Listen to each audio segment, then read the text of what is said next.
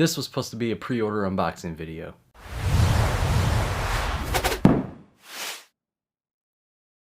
Hey everybody, and welcome back to Droobz Vids and another video. And this video, like I said, was actually supposed to be a pre-order unboxing video. Now, I don't want to drag out all the issues that I had, but long story short, I had corrupted video files. I filmed quite a few videos and I ended up losing about 90% of that footage. So here I am going back and re-recording some of the stuff, but mainly kind of talking head videos. But this one pre-order unboxing, a little upset about, but yeah, I'm just still gonna show you guys what I got in that video. And if you guys remember from my huge stack of pre-order boxes, this was the last 3 that I had. And yeah, it's very unfortunate that I lost that video footage.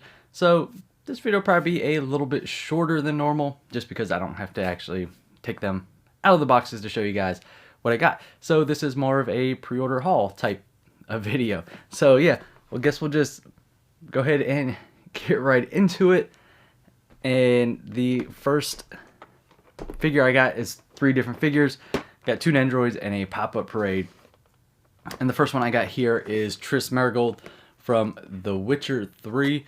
And if you guys like The Witcher, I enjoy The Witcher games, and specifically Witcher 3, big fan of it. Played on PC. I actually bought it a second time for PlayStation, but I didn't get that far into the PlayStation version. I just much preferred the PC version. But either way, it comes in this nice black box. And it's funny because I think the only Witcher 3 Nendoroid that doesn't come in this black box is actually Ciri, but yeah, everyone else does. So I actually quite like this one. And the fact that, you know, like on the side of the box, I really like when they do this here, if it'll focus, that, you know, it kind of shows you, like, gives you an example of how to pose it, or, you know, what other character goes well with. So I think that's really nice. And I know they have season 2 of The Witcher show on Netflix. I've watched season 1, which I thought was really good. I haven't watched season 2 yet, so if you guys are currently watching season 2 or have watched it already, let me know down in the comments below how it is. I still plan on actually checking that out eventually. So yeah, next up we got another Nendoroid here, and this is Gabi from My Hero Academia. And this was one of the 2 villains that I wanted to pick up from My Hero Academia, and the second one being Toga, which I got in a previous video. But this one is really cool, and I like the kind of purple box there. It's very nice. It's a really good color. I don't think I have anything else that's like that purple color. That's very cool. But yeah, Gabi, fantastic character. Really like him. And like I said, I have a few other from My Hero Academia, not including, well, including Toga, Gabi.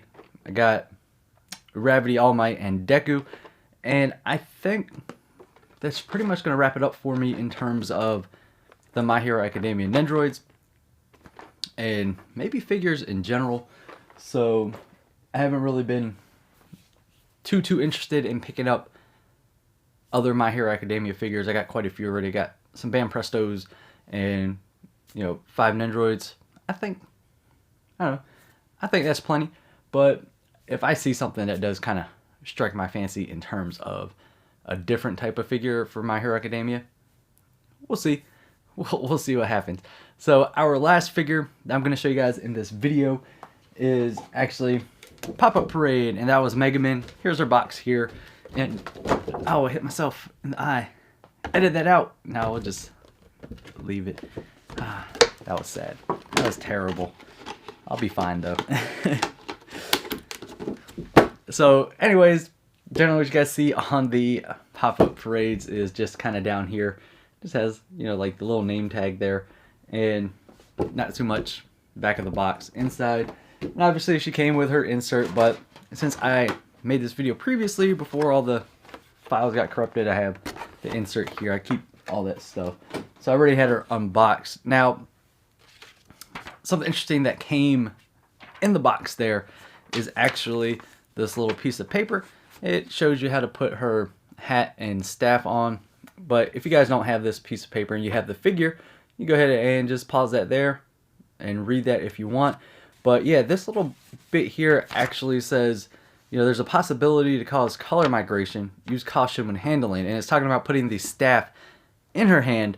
And I'm going to show you why that is, because if you take a look at the figure here, the staff is white right here, and her gloves are actually, oh, there goes her hat. I'm going to show you something about the hat too in a second.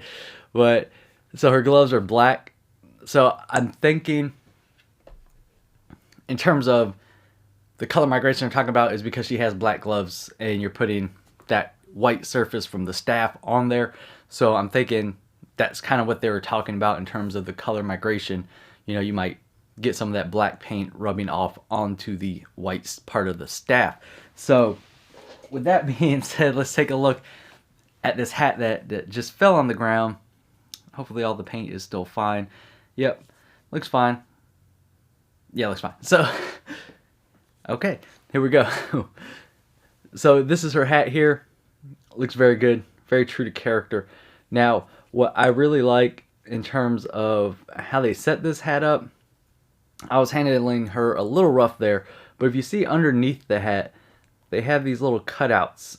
And so there's like no magnets or anything inside, but these little cutouts here are actually to go align with her hair. So that way, you know, you could potentially not have it fall off. Obviously, I did a terrible job of showing that, but that's totally my fault. I was not paying attention to what I was doing, and I think I kind of did one of these things, and it fell right out. But obviously, if you're just going to have it on your shelf, that's not going to happen. So let's go ahead and take a look at this figure here, because I have it all set up already on the base. So speaking of base, you know, you get this nice kind of fiery explosion red color base. Very cool. And you can see her boots there. Looks good. Got that one bandaged up leg. And then moving up, I think it looks pretty fantastic. I really like her pose, and this staff looks really good. You have this little bit of clear plastic there. I think that'll show up on the camera, but it still looks good either way, you know, just holding it there. But yeah, taking a look here at the face, if it'll get it for you. I think the face is really well done. And the hat, like I said, the hat actually has those little cutouts for her hair there.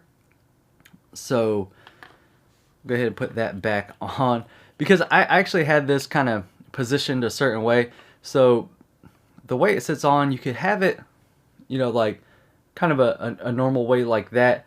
But since it has those cutouts, you could actually tilt it a little bit forward. But if you tilt it forward, you got to watch out for her right hand here, because you only have so much clearance. But I kind of like that kind of tilted forward a little bit more look.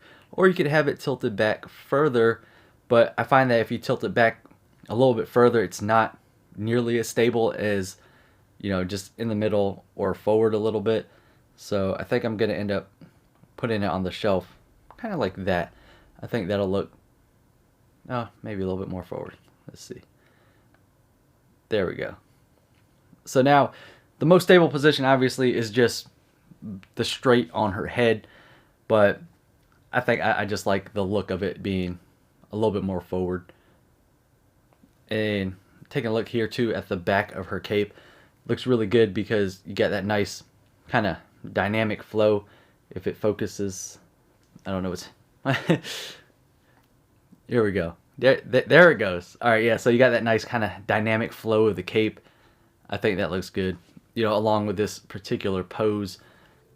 Very nice looking pop-up parade, and I think it'll look good next to Aqua on the shelf, which, you know, her pose is more of her kind of standard Aqua pose. You know, very, very Aqua pose there, which is fine.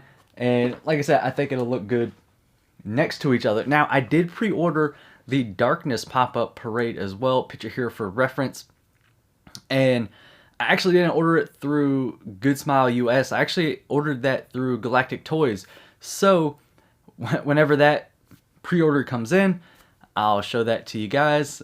And I actually received another pre-order from Good Smile US, and I have not unboxed that yet, and that one is what I'm really looking forward to, because it's potentially, no, it is, it's not potentially, it is a Grail Nendoroid for myself that I've been wanting for a long time. Like when I first started collecting, yeah, you know what, we'll get into all that in that video when I unbox that. So yeah guys, let me know down in the comments below what figures you picked up recently.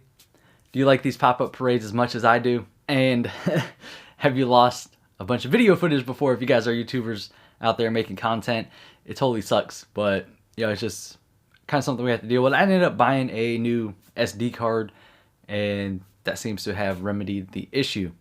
And next step for me is actually going to be moving to mobile editing, and that's going to be a little interesting because I generally edit on the PC there. And yeah, I'm gonna try the mobile editing. So got a tablet as a gift, gonna try that out. It should work pretty well in terms of travelability and all that. You know, if I take something with me, I don't have to have this laptop and a bunch of bricks, and you know, I could just throw a tablet in the bag and there you go, good to go. So yeah guys, not a very long video for you guys today, but and I do apologize for not having the actual unboxing, but there goes. Those are the 3 figures from that pre-order stack that I had, the last 3 figures. So guys, if you like this video, please give it a thumbs up. If you want to see more content on the channel, hit that subscribe button, and I'll see you guys on the next video.